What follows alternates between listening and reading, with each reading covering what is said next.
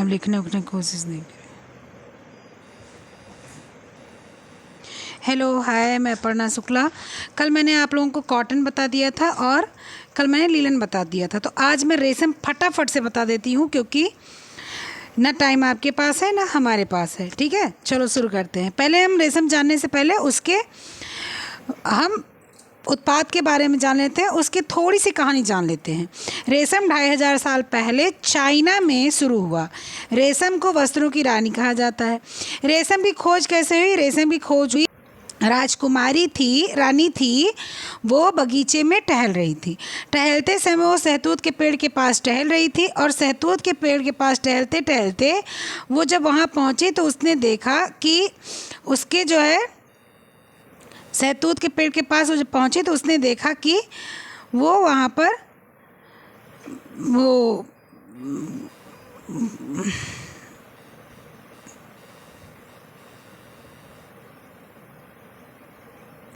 वहाँ पर जो है कीड़ा एक पेड़ के पास खड़ी हुई, तो वो कीड़ा जो है रेशम का गिर गया नीचे से, उस पेड़ के पर से। तो वो चाय ली हुई थी हाथ में, चाय का कप, तो उसमें जब गिरा वो कीड़ा, तो वो जैसे चाय को तुरंत जो कीड़ा गिरा, वो रेशा जब डूबा तो वो जब है रेशे को निकाली एक लकड़ी के माध्यम से, तो देखिए वो बड़ा सुंदर चमकीला रेशा था।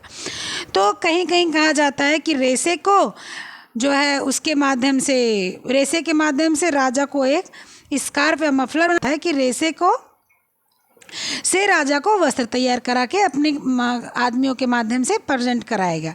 लेकिन ऐसा क्या है क्या नहीं ये तो नहीं पता। ठीक, इसका नहीं जानकारी है कि ऐसा क्या है और क्या नहीं है। समझ गए आप लोग?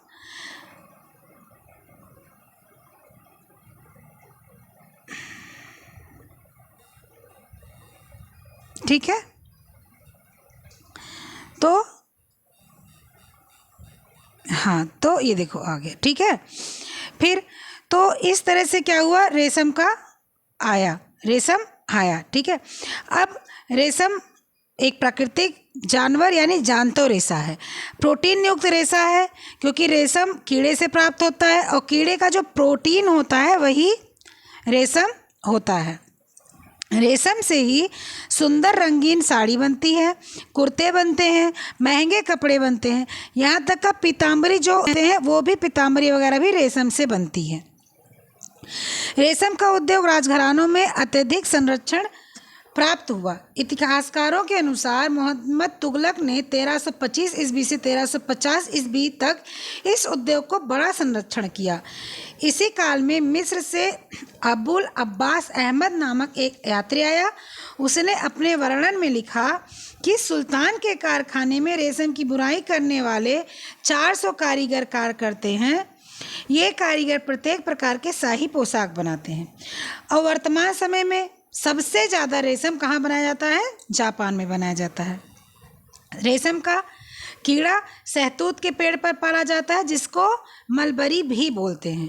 ठीक है, और ये इसी रेशम सहतूत को कीड़ा खाता है और इसके बाद सहतूत के पत्तों को खाकर वो पहले तैयार होता है, उसके बाद वो कुछ दिन बाद रेशम का रेशा बनाना शुरू करता है। इसके पालन को सेरीकल्चर कहते हैं, रेशम के पालन को, और इसका जन्मदाता देश है चीन। और इस समय जापान नंबर 1 पर है और भारत चौथे स्थान पर इसका उत्पादन कर रहा है। भारत में मैसूर, कर्नाटक, जम्मू कश्मीर में उत्पादन के लिए मशहूर है। बंगाल एवं बिहार में टसर रेशम का उत्पादन होता है। असम में मूंगा रेशम अपनी अच्छाई और सुनहले पीले रंग के कारण जाना जाता है।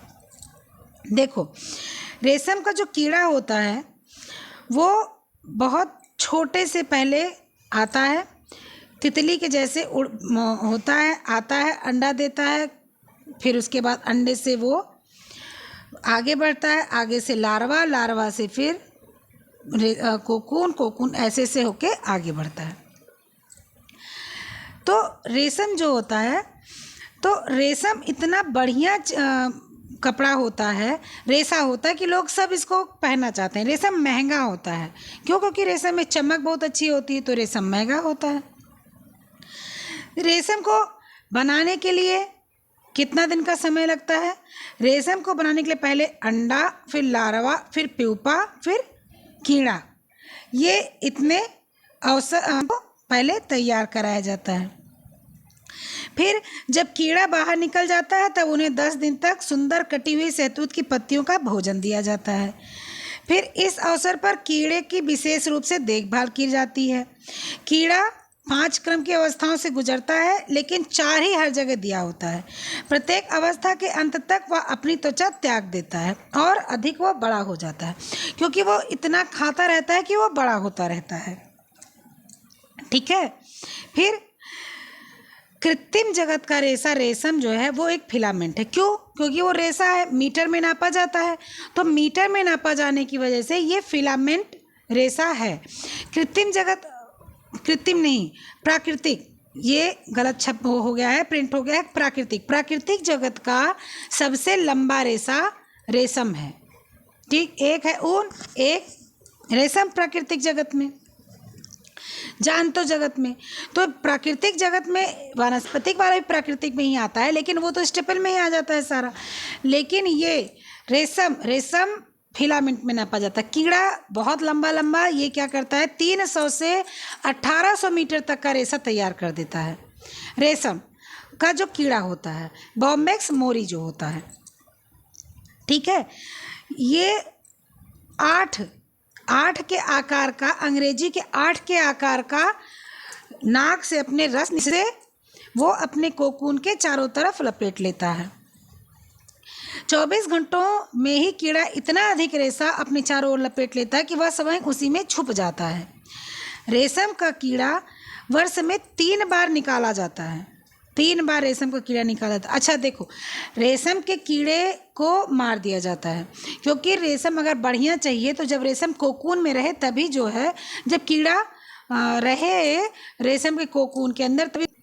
लेकिन रेशम के अंडे को और आगे बढ़ाने के लिए कुछ रेशे ऐसे हो जाते हैं, कुछ ऐसे प्यूपा और वो हो जाते हैं कीड़े कि उनको संभाल के रख दिया जाता है, ताकि वो अंडा दें और उन अंडे को दोबारा से आगे प्रोसीजिंग उसकी की जाए। ठीक है, तो ये हो गया कोकून का, रेशम का मतलब कैसे रेशम बनता है, किस माध्यम से रेशम बनता है। भारत का चौथा स्थान है, ये समझ गए। रेशम में भारत का चौथा स्थान है। और रेशम जो होता है, देखो ये मैसूर, कर्नाटक, जम्मू कश्मीर, यहाँ सब पाया जाता है। एरंडी का उत्पादन असम में होता है। बनारस, कर्नाटक, हैदराबाद, उड़ीसा आदि में भी रेशम को उत्पादित किया जाता है। रेशम को रेशों की रानी कहा जाता है। इसमें सेरेसिन नामक गोंद और फाइब्रिन नामक प्रोटीन पाया जाता है। ये प्राकृतिक जगत का फिलामेंट का रेशा होता है। ठीक है, चलो इसके बाद रेशम का उत्पादन। रेशम के उत्पादन शुरुआत में 6 तरीके से रेशम के कीड़ों को पालने में किया जाता है। पहला, शहतूत की खेती। दूसरा, कीड़ों को पालना। तीसरा, कोकून की छटाई। चौथा, गोंद को ढीला करना। पांचवा, धागे को निकालना। और छठवां, धागे में ऐंठन देना। ठीक है, ये क्या हो गया, ये रेशम को तैयार करना हो गया। ठीक है, अब क्या, रेशम के कीड़े की 4 अवस्था होती है, अंडा, लार्वा, प्यूपा, मोथ। रेशम के कीड़े वर्ष में 3 बार निकाले जाते हैं। यह पत्ते बहुत तेजी से खाते, इसलिए बहुत जल्दी 3.5 इंच के लंबे हो जाते हैं।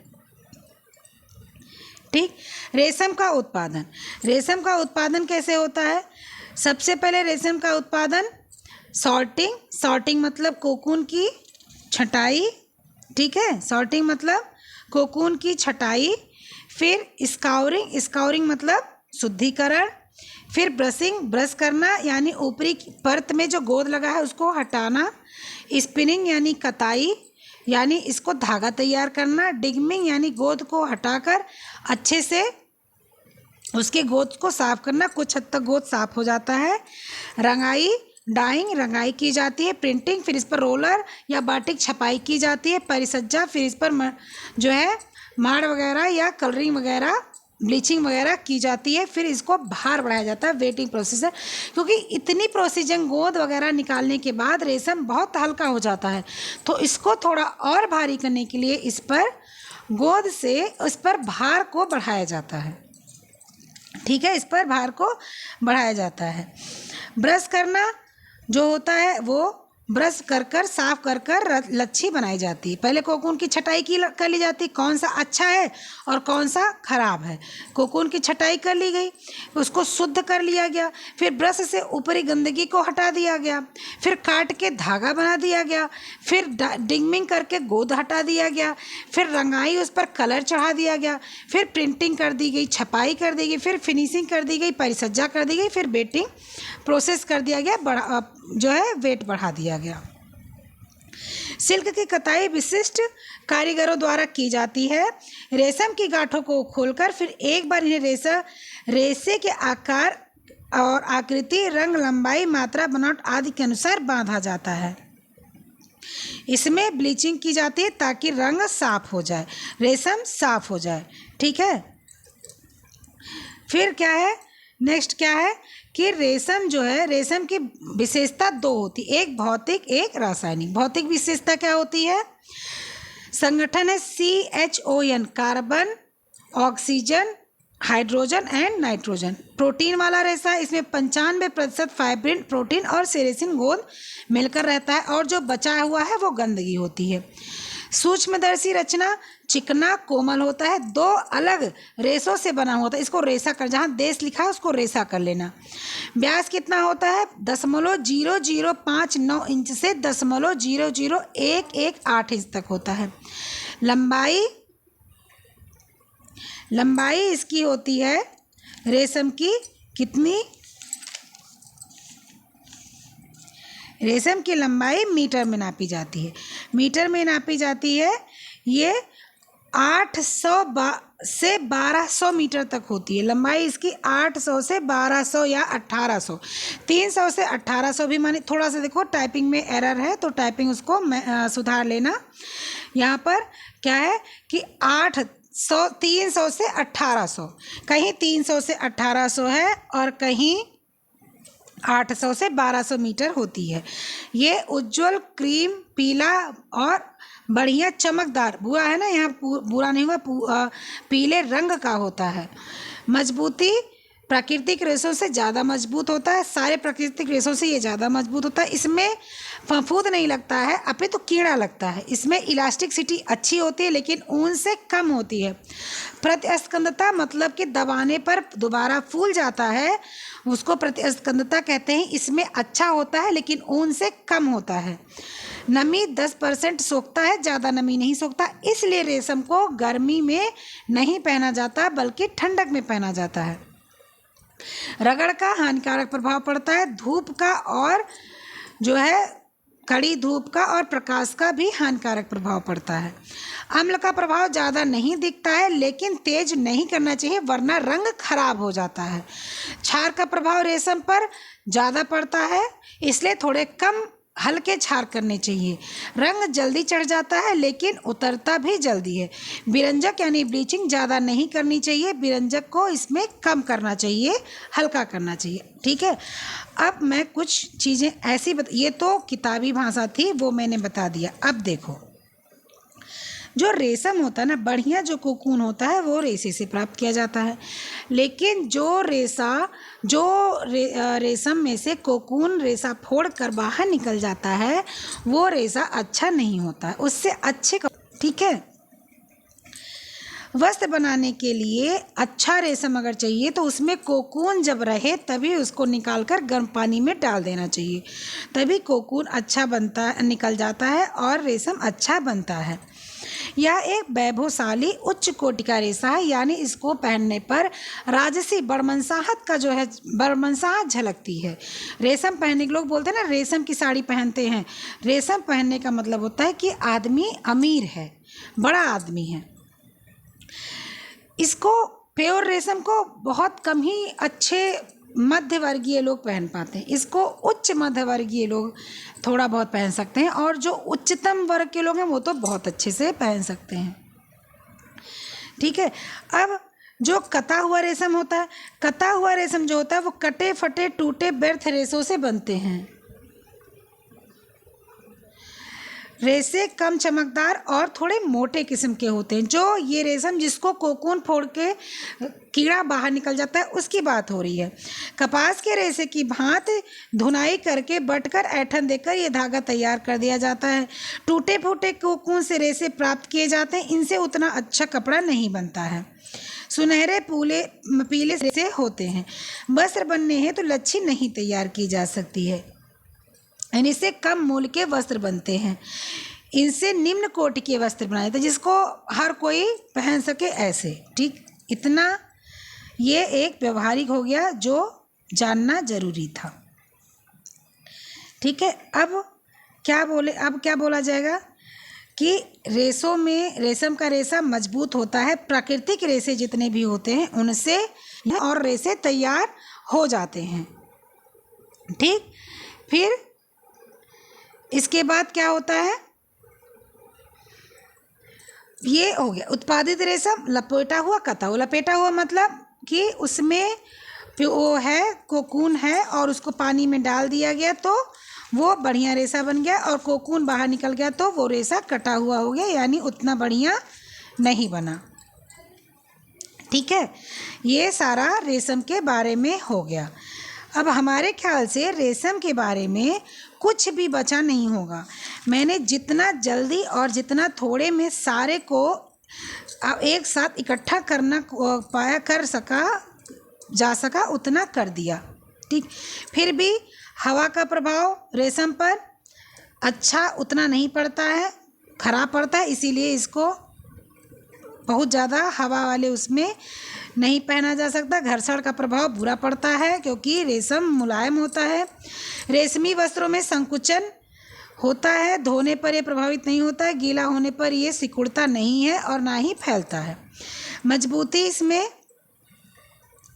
इसमें होती है, सारे प्राकृतिक रेशों से मजबूत होता है, परंतु भीगने पर ये इसकी मजबूती कम हो जाती है। ठीक है, सिकुड़न प्रतिरोधकता जो हमने बताया कि सिकुड़ता है, रेशमी वस्त्र में सिकुड़न की ज़्यादा मात्रा पाई जाती है। सफाई धुलाई, इसको सफाना आसान है लेकिन मृदु साबुन से इसको साफ़ करना चाहिए। इजी से, शैम्पू से, नहाने वाले साबुन से इसको साफ़ करना चाहिए। संचालक, ये क्या है, ताप का संचालक इसमें ज़्यादा होता है, मतलब ये गर्मी पैदा करता है, इसलिए रुई, लिनन और रेयान की अपेक्षा ये गर्म होता है। ये गर्म लोहा करना चाहिए इस पर। सफ़ेद रेशम पीले रंग का हो जाता है अगर बहुत अधिक गर्म लोहा यानी बहुत अधिक प्रेस कर दिया जाए। 300 डिग्री से ज़्यादा फ़ारेनहाइट से ज़्यादा अगर इस पर कर दिया जाए तो ये नष्ट भी हो जाता है। ठीक है, अब इसमें एक चीज़ मैं और बता देती हूँ कि जंगली रेशम का रेशा बहुत ही असमान तथा चपटा होता है और लहरदार फीते के समान दिखाई देता है। इसकी चौड़ी व चपटी सतह पर लंबबद्ध बारीक रेखाएं होती हैं। इस कारण संपूर्ण रेशे में रंग गहरा और भूरा दिखाई देता है। गोद रहित रेशम चिकना और बेलनाकार आकार का होता है। साधारणतः इसकी मोटाई सामान्य रूप से कांच के छड़ी के समान होती है। अब इसमें कुछ नहीं रह गया है, और अगर कुछ रह जाता है तो मुझे आप बताना कि क्या रह गया है। मैं इसका PDF ये वाला जो बड़े लेटर में है वो भी भेज दूंगी, इसमें करेक्शन है उसको आप लोग कर लेना, और मैं इसको जो मैंने नोट डाउन किया है वो भी भेज दूंगी, उसमें कोई गलती नहीं है। देखो, मैं धीरे धीरे सीख रही हूँ इसलिए तुम लोग का सहयोग चाहती हूँ। और मेरा व्हाट्सएप नंबर है 9455836597। इस पर जिसको जुड़ना हो वो जुड़ सकता है। कोई भी समस्या हो तो मुझसे बात करो। मेरा Telegram channel Aparna sister TGT PGT, उस पर मैं डेली 10 से 15 पीस क्वेश्चन का क्विज करती हूँ। ठीक है, तो आपका ये रेशम चैप्टर रिवीजन ख़त्म हो गया। ठीक है, अब नेक्स्ट कल इसके आगे। Okay, bye.